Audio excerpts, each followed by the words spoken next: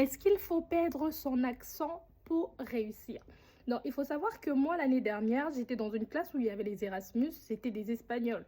Donc, quand ils parlaient le français avec leur accent espagnol et ça n'a jamais dérangé personne.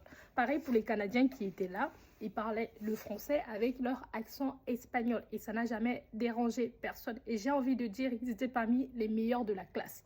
Donc, ce n'est pas le fait qu'ils avaient leur accent qui a fait en sorte qu'ils soient considérés comme des derniers. Ils ont gardé leur accent et ils excellaient dans ce qu'ils faisaient.